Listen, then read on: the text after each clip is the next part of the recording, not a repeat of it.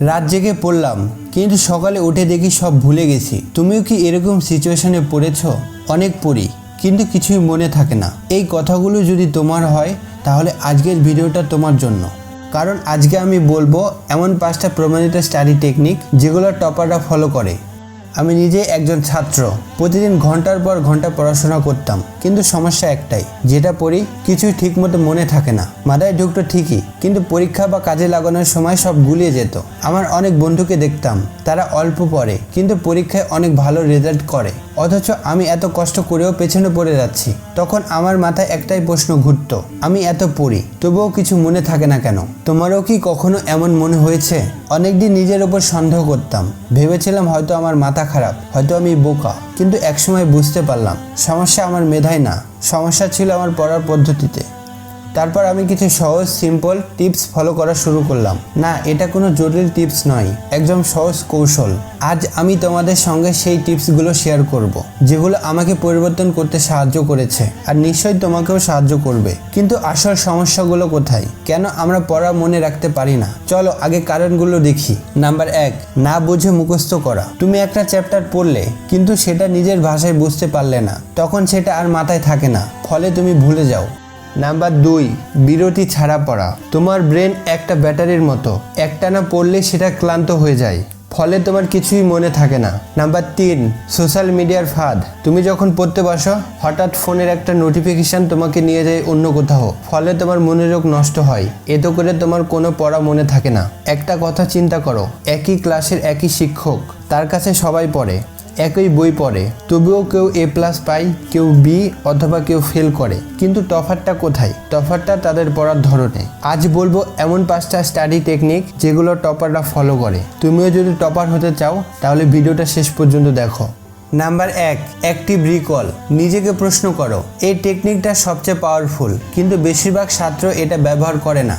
ধরো তুমি এখন একটা টপিক পড়লে, সবাই কি করে? শুধু বইটা পড়ে যায়, লাইন মুখস্থ করে, তারপর সেটা আর মনে রাখে না। কিন্তু এখানে অ্যাক্টিভ রিকল কি বলে? পড়া শেষ করে বইটা বন্ধ করে নিজেকে প্রশ্ন করো, মনে করার চেষ্টা করো আমি কি শিখেছি। ধরো তুমি পড়েছ নিউটনের গতিসূত্র, পড়া শেষে নিজেকে জিজ্ঞেস করো, নিউটনের প্রথম সূত্রটা আসলে কি বোঝায়? একটি বস্তু কি নিজে নিজে চলা শুরু করতে পারে? আমার আশেপাশে কোথায় এই সূত্রটা দেখি? এসব প্রশ্নের উত্তর নিজে নিজেকে বোঝাও। এতে তোমার ব্রেন জোর করে সেটা মনে করার চেষ্টা করবে। বারবার এমন করলে তোমার ব্রেন সেটাকে অনেকদিন মনে রাখবে। Number 2, spaced repetition. রিভিশনের টাইম গ্যাপ। তুমি হয়তো একবার পড়ে ভাবছো আমি তো সব বুঝে গেছি, কিন্তু 2 দিন পর দেখবে মাথা ফাঁকা, সব ভুলে গেছো। এটা শুধু তোমার না, সব মানুষের ব্রেনেই এমনটা হয়। আর এই ভুলে যাওয়ার সমস্যাটাকে হারাতে হলে তোমার দরকার স্পিচড রিপিটেশন। এটি হলো বিভিন্ন সময়ে গ্যাপে রিভিশন করা। উদাহরণ, প্রথম দিন পড়ার পর 1 দিন পরে আবার রিভিউ করো, তারপর 3 দিন পরে, 7 দিন পরে, এরপর 15 দিন পরে। কিন্তু কেন? কারণ আমাদের মস্তিষ্কে ধীরে ধীরে তথ্য ভুলে যায়। এই রিভিউগুলো তোমার ব্রেনকে মনে করিয়ে দেয় এই তথ্যগুলো জরুরি। অনেকেই বলে পরীক্ষার আগে একবার পড়ে নিলেই তো হবে, কিন্তু সেই পড়া শুধু 24 ঘন্টায় টেকে না। তাই এই টেকনিকটা তুমি ফলো করো।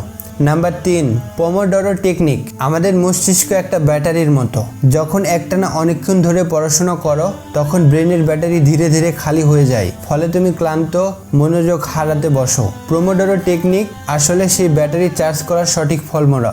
কিভাবে এটা কাজ করে? মানুষের ব্রেন একটানা দীর্ঘ সময় মনোযোগ ধরে রাখতে পারে না। তুমি যখন মাঝে মাঝে পড়ার ফাঁকে কিছুটা ব্রেক নাও, তখন ব্রেন সেটা রিচার্জ হয়, ফলে তুমি আবার এনার্জি ফিরে পাও। Number 4, visualisation. কল্পনা করো, তুমি যেটা পড়ো সেটা তুমি কল্পনা করো। আমাদের মস্তিষ্ক দৃশ্যকে শব্দের চেয়ে বেশি মনে রাখে। যে তথ্য তুমি চোখে দেখবে সেটা মস্তিষ্ক অনেক দ্রুত মনে রাখে, আর সেই তথ্যের সাথে তুমি যদি অনুভূতি, কল্পনা জড়াও, সেটা একদম স্মৃতিতে গেঁথে যায়। যখন তুমি তোমার পড়াকে একটা গল্পের মতো ভাবো, তখন মস্তিষ্ক সেটা অনুভব করে এবং সেটা মনে গেঁথে যায়। Number 5, teach others. যা শিখেছো সেটা অন্যকে বোঝাও। তুমি যেটা পড়েছো বা শিখেছো সেটা শুধু নিজের মধ্যে আটকে রাখবে না, চেষ্টা করো সেটা অন্যদের কাছে ব্যাখ্যা করার। কিভাবে এটা কাজ করে? তুমি যখন কাউকে একটা জিনিস শেখাতে চাইবে তখন তোমার বিষয়টা ভালোভাবে বুঝতে হয়। তুমি যখন কাউকে বোঝাও তোমার মস্তিষ্ক সেই তথ্যগুলোকে একদম পরিষ্কারভাবে সাজায়। বোঝানোর সময় কোনো জিনিস যদি স্পষ্ট না হয় তখনই তোমার বোঝার ঘাটতি স্পষ্ট হয় আর তুমি সেই জায়গা আরো ভালো করতে পারো। এতে তোমার আত্মবিশ্বাস আরো বাড়বে, কারণ যে জিনিস তুমি কাউকে শেখাতে পারো সেটা তুমি 100% বুঝেছো। তো বন্ধুরা, আজকে আমরা শিখলাম কিভাবে পড়াশোনা করব আরও স্মার্টলি, যাতে যা পড়ি সেটা লং টার্মের মেমোরিতে থাকে, সেটা আমরা দীর্ঘদিন মনে রাখতে পারি। তো মনে রাখার জন্য যে 5টা টেকনিক আমরা দেখলাম সেগুলো হলো: অ্যাক্টিভ রিকল, নিজেকে প্রশ্ন করো, নিজের ভাষায় বোঝানোর চেষ্টা করো; স্পিচ রিপিটিশন, সময়ের ব্যবধানে বারবার রিভিউ করো, ভুলে যাওয়া থেকে বাঁচো; প্রোমোডোরো টেকনিক, পড়ার ফাঁকে মাঝে মাঝে ব্রেক নাও; ভিজুয়ালাইজেশন, যেটা পড়ো সেটা কল্পনা করো, গল্পের মতো ভাবো; টিচ আদার্স, যা শিখেছ সেটা অন্যদের বোঝাও এবং অন্যদেরকে শেখানোর চেষ্টা করো। এই 5টা টেকনিক যদি তুমি নিয়মিত ফলো করো তোমার পড়াশোনা হবে অনেক ফলপ্রসূ আর পরীক্ষায় ভালো ফলাফল আসা তো তোমার সময়ের ব্যাপার। তাই তুমি যদি নিজেকে আরো এগিয়ে নিতে চাও, তোমার স্বপ্নকে সত্যি করতে চাও, তাহলে এই চ্যানেলটা তোমার জন্য। সাবস্ক্রাইব করো, বেল আইকনটা অন করো। দেখা হচ্ছে পরবর্তী ভিডিওতে।